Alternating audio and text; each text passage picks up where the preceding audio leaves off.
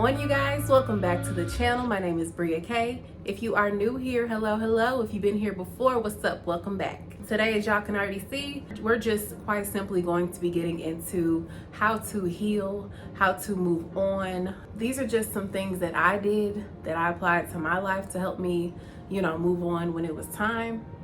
Once you are at the stage where somebody has walked away from you, you've walked away from somebody, and you're in need of essentially moving on with your life, you don't want to be stuck in that place of hurt and pain. These are just some things to help aid that process along, all right? So the first step in the healing process is to accept and acknowledge what has occurred, what has taken place, and where that leaves you right now, whether that leaves you divorced, whether that leaves you single, whether that leaves you as a single parent. Just accept what has occurred, whether that's a split, separation, or anything like that, and acknowledge it. You have to accept it for it to become your reality, as opposed to staying in denial and denying it and trying to get that person back, or trying to convince somebody that they do want to be with you. You never want to get to the place where you are begging somebody to be with you. Don't ever let somebody tell you twice that they don't want to be in your life, or they don't want you in their life, whether that's a friend, a lover, or anything in between, right? So the sooner that you can accept the breakup, the split, the divorce, the end of a friendship, the better. The more you're going to be on your road to healing, right? Once you have accepted your fate, once you have accepted that y'all have split up and broken up and acknowledged and processed that whole thing, right? You want to cut contact, okay? This is more so dealing with romantic relationships, especially. You want to go no contact. You have to go no contact, okay? This includes, stopping, late night text messages, drunk calls, regular leisurely check-in calls, like whatever y'all did when y'all were in a relationship, you have to stop. Okay, you have to quite literally stop yourself from sending texts, picking up the phone and calling them, or receiving. So if maybe they broke up with you, but they're regretting their decision, so they reach out to you and they start breadcrumbing you, block them. Change your number if need be. Set a boundary. Let them know that, what we had has come to an end, and I want to do my best to cut that cord and set a healthy boundary. So I'm going to stop communication where it's at. Some of you may be puzzled. I know a lot of people want to stay friends after the breakup. Unless there are kids involved, there is absolutely no reason to remain close friends with somebody you were in love with, right? And you can say, oh, we were friends before and everything like that. But once you all enter into the point of a relationship where you are in love on a romantic level, and then you try to go back and be just friends, the only way this can truly be accomplished is if you were never in love, or just some crazy outlier rare occasion. But for the most part, you want to cut contact. You don't want to string them along as a friend, and you don't want them to string you along as a friend. And you definitely do not want to keep intimate gatherings happening, late nights, certain calls are made, texts are sent. You definitely want to cut that as soon as you can, just to sever that intimacy level, and so that you can get healed on a soul level, okay? If you know what I'm saying, right? If you do continue to hook up with your ex, you're just going to be reestablishing that hurt, that wound, that connection, and it's going to be extremely difficult to separate, because you are essentially bringing yourselves back together and reconnecting. Even though there may be some deep hurt there, you're going to keep coming back together on a soul level. All right, so stop the hookups, stop the late night calls and texts, and all that stuff. I know it's going to be hard. So in order to make this process easier, you guys, you want to detach. Okay, what do I mean by that? What does detach mean? Well, I'm pretty sure you all took a lot of photos together throughout the course of your relationship, maybe some videos, some really amazing memories, voicemails that may have left you sweet messages, they may have written you a song, they may have even gotten you a teddy bear that you sleep with every night. Detach by getting rid of the evidence, getting rid of the reminders, the constant reminders, okay? I know this sounds extreme. However, if you are no longer in a relationship with this individual and you know you are not going back, you can't go back, you truly want to move on with your life, delete the text messages, delete the text thread, delete the voicemails, delete the cute pictures all the way from the beginning of y'all's relationship, okay? Throw out any gifts that you can that, you know, like I said, if you sleep with the teddy bear they gave you every night, or you sleep in his t-shirt, get rid of that stuff. It's harboring energy. You're literally putting energy towards keeping them alive, like not physically, but just keeping them around. You're keeping that in your life. You're constantly reminding yourself every time you see, hear, smell, touch something they gave you or sent you, you're keeping their memory alive, okay? And that's gonna make it extremely hard to forget or move on with your life. Why would you wanna put yourself through that? Why would you wanna put yourself through that, right?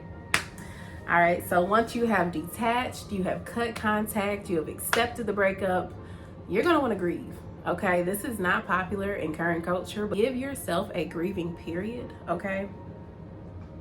Cry when you need to, okay? God gave us this beautiful gift of tears in which pain can leave the body on a spiritual and physical and hormonal level when we cry. So give yourself a grieving period. Allow yourself to really process what has occurred and feel those emotions, feel that pain, and let it just flow through your body, run through your body, okay? And cry it out. Like, don't try to suppress it. When you suppress, you become depressed because you're not really addressing issues, okay? You're just suppressing it so that you can get through your day-to-day, but you know, over time, you're gonna see that wound was never really addressed or confronted, or those feelings or emotions were never really dealt with, so they're gonna come out at a later time. So find some way to grieve. Some people cry, you know, scream into a pillow. Whatever your grieving looks like, give yourself that period. During the grieving period, you want to be sure not to run into a rebound relationship, which is pretty common, which is essentially the transfer of emotions from the previous relationship into a new relationship. So this can look like if your friend group abandoned you, you hurrying up and run into a new friend group. If your lover abandoned you and left you, hurrying up and trying to find a new lover that either reminds you of your ex-partner or just somebody new completely. All you're doing is transferring that hurt and previous emotions into the new person.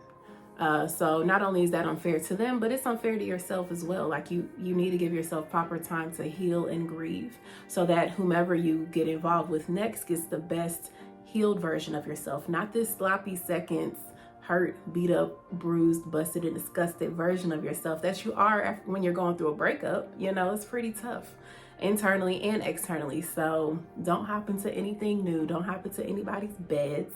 You really don't need to be establishing any new soul connections and stuff like that during this period. So just give yourself time for self, okay? And while you are giving yourself time for self, invest in yourself, okay? Many times we tend to lose ourselves in certain relationships, or, you know, even if it was a healthy relationship that came to an end, there's still a chance that you lost a sense of who you were and you got wrapped up in the identity of that relationship. So take some time to invest in yourself. Join a workout class. If you used to love boxing or running, pick that back up. Get into your hobbies. Set new goals and accomplishments that you wish to achieve in life, and set forth goals in order to reach these dreams and things that you wish to accomplish. Invest in yourself, okay? Pick up a class, work on that lost hobby, reconnect with old friends if, friendships may have fallen to the wayside during your relationship. Invest in yourself. You have to believe that you're important, so you have to invest in yourself. You have to invest in yourself to believe you're worthy of healing in order to believe that you're worthy to receive love, okay? So at this point, you've accepted what's happening, you've grieved, you cut them off, you're investing in yourself. Change your routine. If you have not done so already, change your routine. Let's say that you and your ex-lover used to always go here on Friday nights, and you're kind of stuck in that routine. You're like, well, this is all I know, so I'm just gonna go grab drinks here tonight, or I'm just gonna go do this. Change your routine. Don't go there on Friday night when you know they're gonna be there. Hang out with different friends, make new friendships.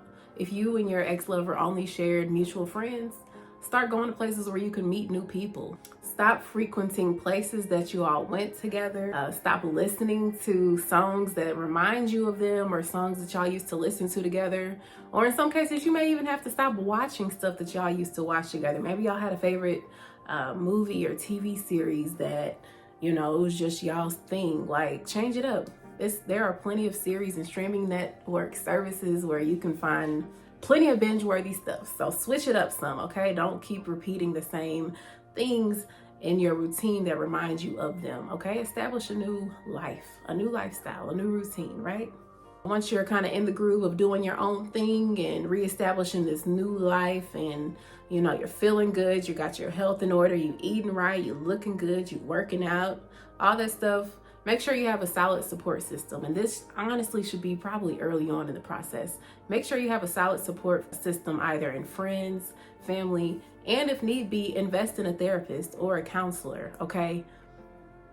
Do not be afraid to talk to people about what is happening, what has happened, you know, dark thoughts that may occur, or just thoughts that come up during the day that you would like to address.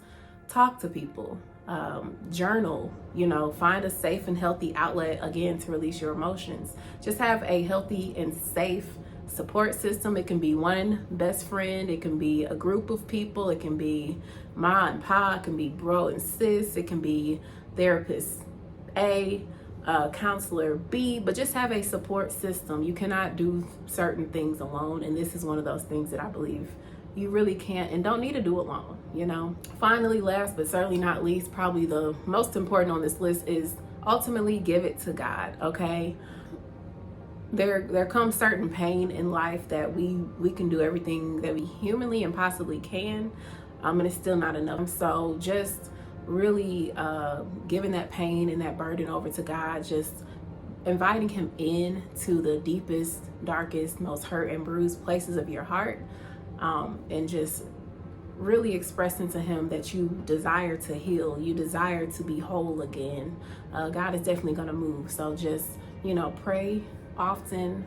Like I said, voice your desires to God to heal from this, to love again, to feel worthy again, to stop being insecure, to make you new, as if the situation never happened. God has the ability to heal us to the point that we will literally feel as if we never went through that situation. We'll remember, but we won't remember that pain. We can't feel it anymore because he's just a good healer. All right, so those are just about 7 or 8 things that I truly did to truly heal from not only the relationship from my past previous story time video, but also, you know, your girl was just, I had a lot of heartbreak in life, I can't lie. So these are methods that I used repeatedly in different relationships, friendships, and just other stuff that took place during my life. So I hope that helped. Let me know down below, what are some things you do when you're going through a breakup? Do you eat a lot of ice cream? Do you take a trip? Are you out the country? Like, let me know something, all right? Other than that, you guys, I do look forward to seeing you right back here fairly soon. Please make sure you are subscribed, share, like, comment, all that good stuff. And I'll see y'all right back here fairly soon. I always get country. I'll see y'all right back here fairly soon. Peace.